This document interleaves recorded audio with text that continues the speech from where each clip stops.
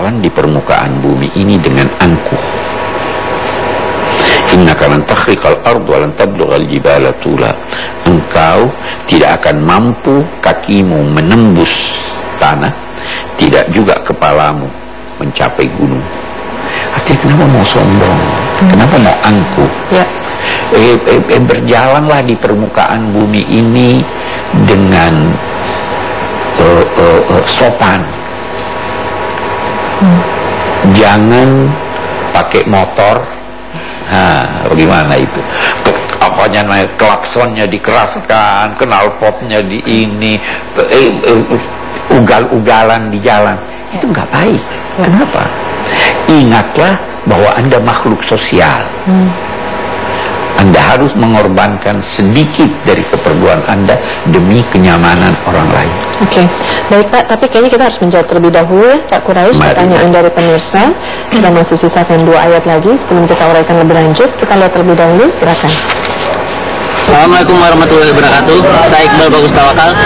Saya ingin bertanya, apa yang harus kita lakukan jika kita sedang berada di tengah keraguan atas banyak persoalan yang kita tidak tahu tentang kebenarannya?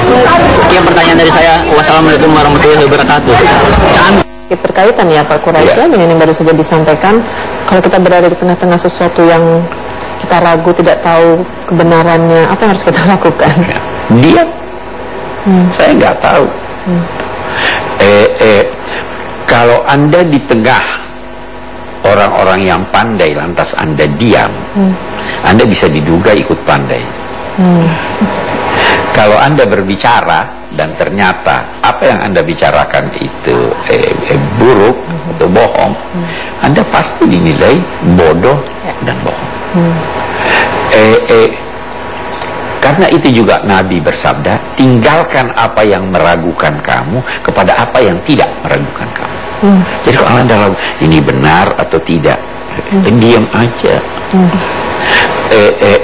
Pembicaraan itu dilukiskan seperti tawanan.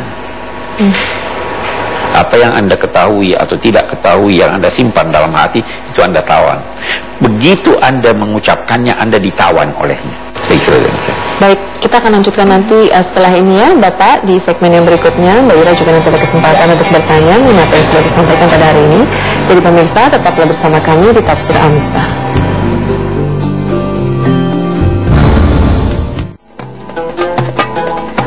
Ya baik pemirsa, terima kasih Anda masih bersama kami di Tafsir Al-Misbah. Dan alhamdulillah tadi Bapak Quraisy sudah menguraikan mengenai makna yang terkandung dalam Quran Surat Al-Isra mulai dari 29 ya tadi ya, sampai dengan 37.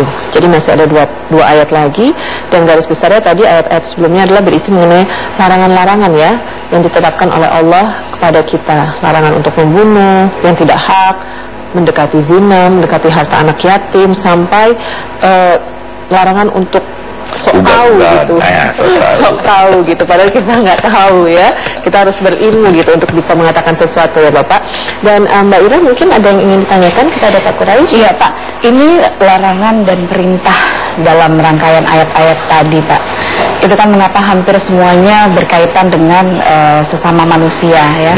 Jadi artinya Islam betul-betul menekankan kepedulian terhadap sesama nih Pak ya. Tapi kelihatannya kalau dalam kehidupan sehari-hari ya Pak ya, contoh misalnya di pasar Pak. Di pasar ini kebetulan saya ada organisasi Ikatan Pedagang Pasar Indonesia, dan hampir setiap hari kalau kita sidak itu mereka banyak sekali melakukan pelanggaran dalam penimbangan ya.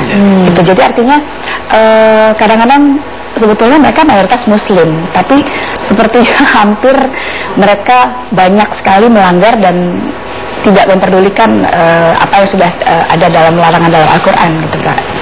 Ini berkaitan dengan ayat 35 tadi ya, ya. Itu ada satu surah dalam Al-Quran yang diberi nama Al-Mutaffifin.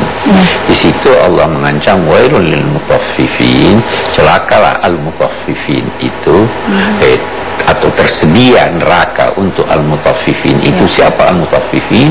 Alladzina daktaru 'alan nasi yastawfun. Kalau dia minta ditakarkan buat dia, dia menuntut agar penuh sesempurna mungkin. Tetapi kalau dia menakar buat orang lain, dia kurang. Itu ancamannya besar sekali. Timbangan juga begitu. Dan kalau kita berbicara tentang takaran dan timbangan, sebenarnya takaran dan timbangan itu bukan hanya pada sesuatu yang bersifat material. Jangan menghormati orang kalau dia kaya. Jangan menghina orang kalau dia miskin. Jadi maknanya luas maknanya luas sekali. Jangan memiliki standar ganda. Kalau teman saya bela walaupun salah. Kalau musuh saya walaupun benar, saya maki.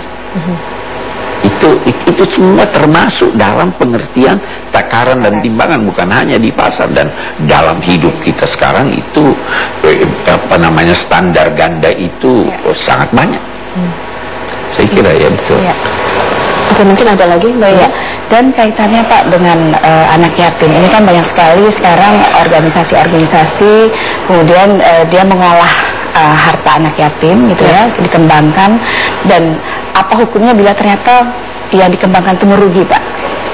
Dan bagus kalau yang dikembangkan itu merugi. Kalau kerugian itu bukan karena penyelewengan, maka wajar ya. Dia tidak bisa dituntut. Tetapi kalau dia melakukannya tanpa pengetahuan, tanpa tanggung jawab, tanpa kehati-hatian gitu, tidak ada kehati-hatian, atau dia bukan ahlinya dalam bidang itu, lantas dia terjun ke situ, itu tentu ada dosanya. Nah, kalau kita lantas melarang sama sekali bahwa kalau rugi kamu harus tanggung, itu tidak akan ada orang yang mau. Ya kan? Jadi itu seakan-akan ada kerjasama antara modal anak yatim dengan yang melakukan kegiatan ini. Ya toh? Jadi baik, Mbak Ira mungkin masih ada lagi? Ya, kalau kita lihat nih Pak ya, contoh tadi kan kita tidak boleh mendekati zina gitu ya, dan rasa-rasanya sebagai orang tua gitu banyak sekali kita melarang anak-anak kita melihat tontonan-tontonan yang ada di TV, Pak. Dan sebetulnya kalau ini dimaknai oleh para produser pun harusnya dia bisa memaknai ini, Pak ya. Tapi sayangnya di Indonesia ini sangat sedikit sekali orang yang bisa memaknai ayat ini, Pak. Karena sekarang ini hampir setiap hari kami, terutama orang tua, resah sekali ya melihat tontonan yang ada di TV kita, khususnya di Indonesia ini, yang sebetulnya banyak sekali yang mendekati zina nih, Pak. Betul. Iya, itu sebabnya di sini ada hal yang saya ingin tambahkan penjelasan. Ya, silakan. Inna sam'a wal basara wal fu'ada kullu ulaika kana anhu mas'ula. Pendengaran, penglihatan, hati, semua akan diminta pertanggungjawabannya. Jika Anda mendengar sesuatu yang buruk, lantas Anda melanjutkan mendengar terus, Anda bisa berdosa. Mendengar orang ngerumpi, melakukan sesuatu yang buruk, melihat mata diminta pertolongan. Kenapa tonton itu? Hati, apa yang terlintas di dalam hati Anda, walaupun Anda tidak ucapkan, misalnya iri hati, dengki, semua akan dimintai untuk dipertanggungjawabkan. Jadi saya kira memang seorang muslim itu harus pandai-pandai menggunakan panca inderanya. Harus pandai-pandai memilih apa yang dia lihat dan apa yang dia hindari, apa yang dia dengar dan apa yang tidak. Oke, baik Bapak, kita akan lanjutkan nanti setelah ini ya Pak ya. Tapi ada 2 ayat lagi yang belum kita uraikan setelah pesan-pesan yang berikut. Jangan kemana-mana pemirsa, tetap bersama kami di Tafsir Al-Misbah.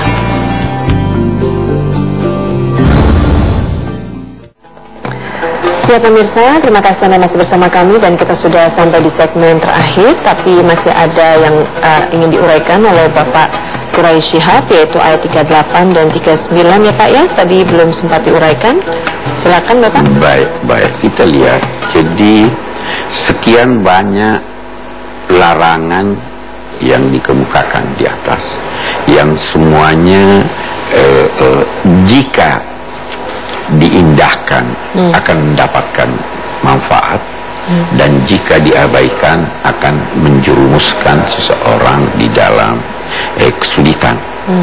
Itu sebabnya pesan-pesan di atas itu diakhiri dengan menyatakan bahwa semua yang disebut di atas ini adalah sesuatu yang buruk dan dinilai buruk oleh Tuhan. Baru dikatakan ya, semua yang disebut itu adalah sebahagian dari apa yang diwahyukan Tuhanmu kepadamu, dan dia juga sebahagian itu, wahyu itu adalah sebahagian dari hikmah. Intinya, kalau mau melaksanakan ini semuanya, mengindahkannya dan melaksanakan yang baik, maka jangan persekutukan Tuhan, esakan Tuhan. Kita lihat sekarang. Zalika mimma uhiya ilaika rabbuka minal hikmah wa la taj'al ma'allahi ilahan akhar fatulqa fi jahannama maluman madhura. Ini ayat yang dinamai oleh Allah di sini hikmah, sebagian dari hikmah. Kita dalam salah satu episode pernah menjelaskan apa itu hikmah.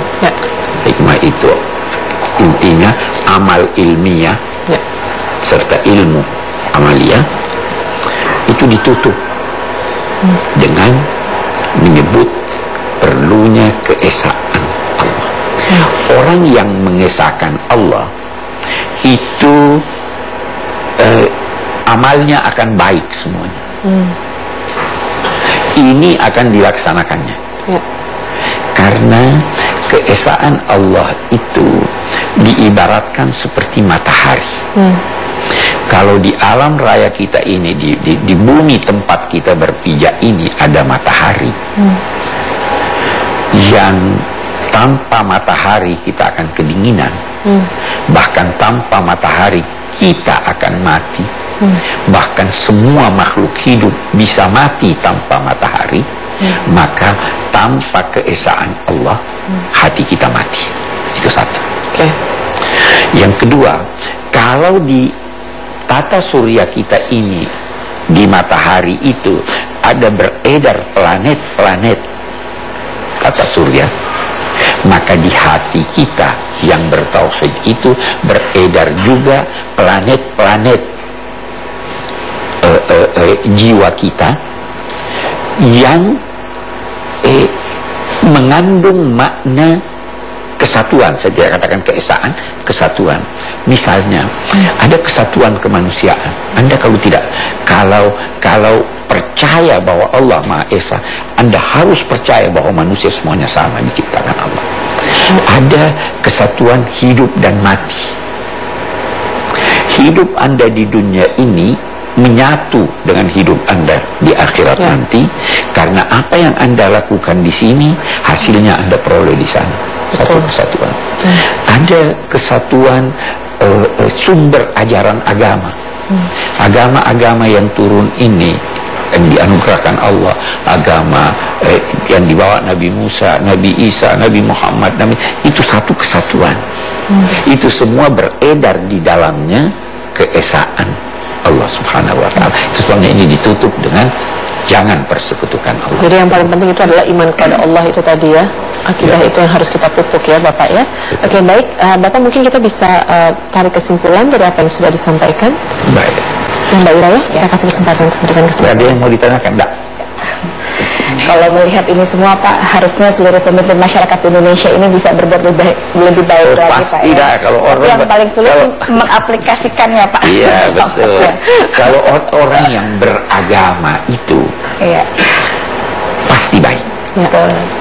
Apapun agamanya, karena agama menyuruh kita berbuat baik antar sesama manusia. Setuju. Boleh jadi akidahnya berbeda, tapi itu akidah hubungan antara manusia dengan Tuhan. Baik, kita lihat beberapa kesimpulan di sini. Ayat berapa? 29 Bapak. 29 ya. Kebajikan adalah pertengahan antara dua ekstrim. Kedermawanan adalah pertengahan antara kekikiran dan rezeki yang disediakan Allah untuk setiap makhluknya mencukupi masing-masing yang bersangkutan. Manusia hanya dituntut untuk berusaha semaksimal mungkin guna memperolehnya. Tuhan sudah ada porsinya, tinggal cari. Jangan mencari rezeki dengan upaya yang bertentangan dengan tuntunan Allah, karena apa yang diperoleh ketika itu pasti akan merugikan, kalau bukan sekarang di dunia, di akhirat nanti. Semua sudah dikasih rezeki. Membunuh anak termasuk di dalamnya melakukan aborsi yang terlarang, lebih-lebih karena takut terjerumus dalam kemiskinan, adalah dosa besar, padahal Allah menyiapkan sarana kehidupan buat semua manusia.